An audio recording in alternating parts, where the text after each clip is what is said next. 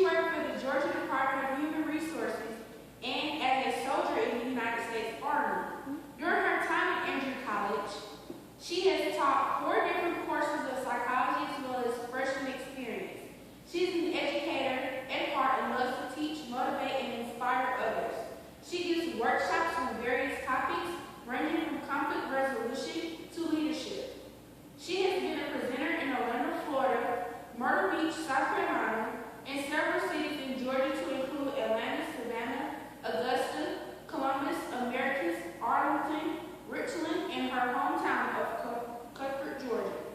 The widow and mother of one aspires to become a motivational speaker and corporate trainer.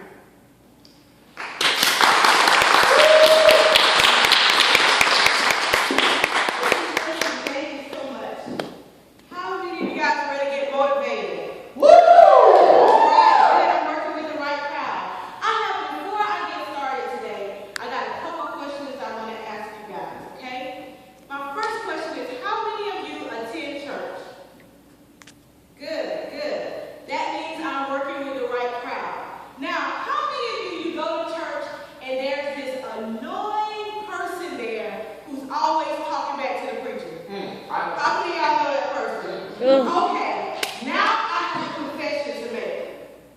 I'm that person. Okay. I always talk back to the preacher.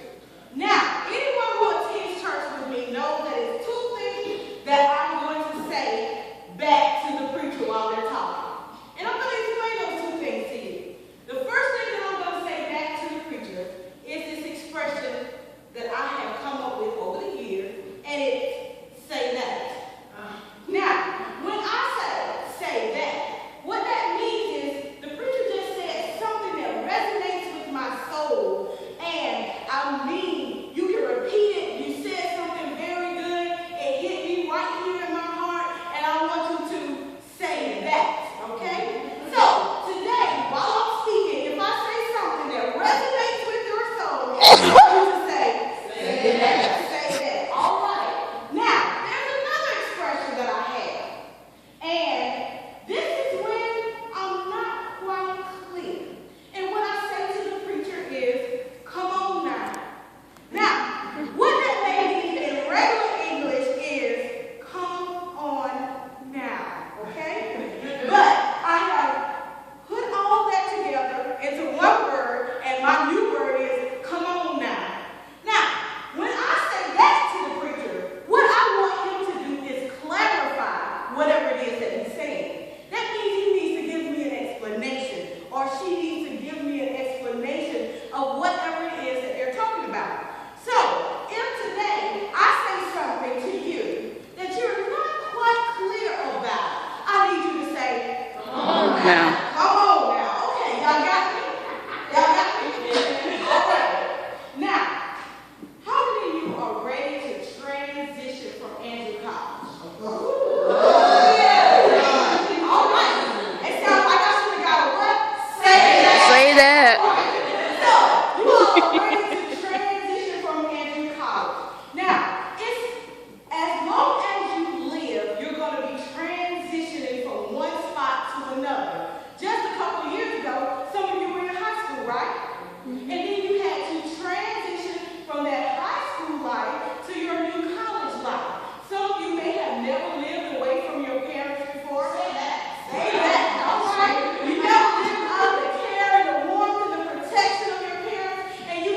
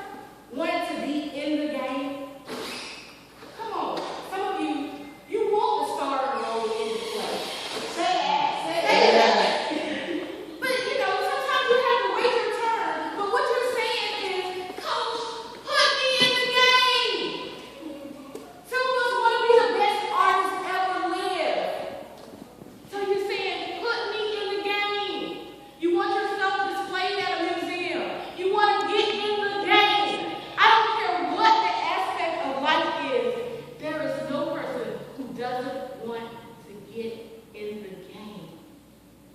So, I had to ask myself, what is it about this game?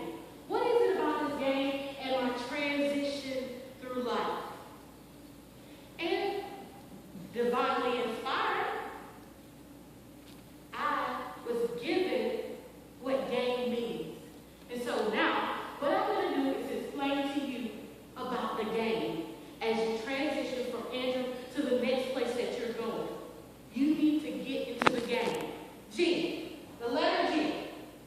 G stands for get out of my comfort zone. Say that. Thank you. Sometimes you got to get out of your comfort zone. Why? You say, wait a minute, my comfort zone is comfortable. Why do I want to get out of my comfort zone? Well, the reason you want to get out of your comfort zone because comfort zone creates fear. If you know like I know, there's somebody in your hometown or the place that you came from or the family that you came from, they're smarter than you, they're faster than you, they're better than you at so many things. But you know why you're sitting here in college today, but they're not? They're afraid to get out of their comfort zone. They're scared. There are people who are still living in that same rinky-dink town who's not going any further because simply one thing is holding them back. Say that. Fear. Say that.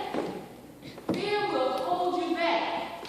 And if you're scared to move beyond Andrew, your life will be stuck here forever.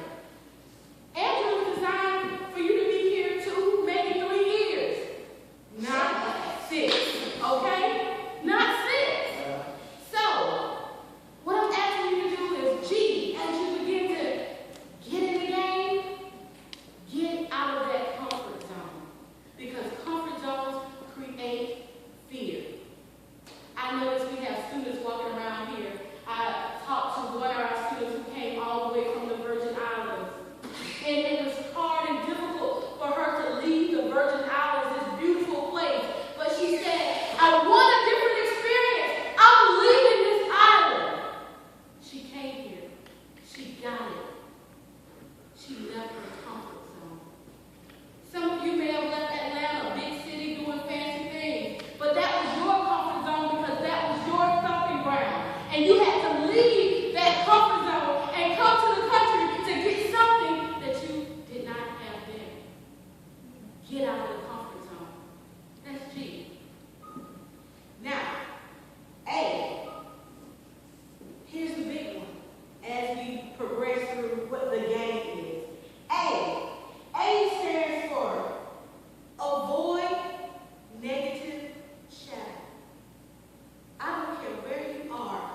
There's somebody telling you what you can't do. Say that. Say that. They're telling you you can't run fast enough. You're not smart enough.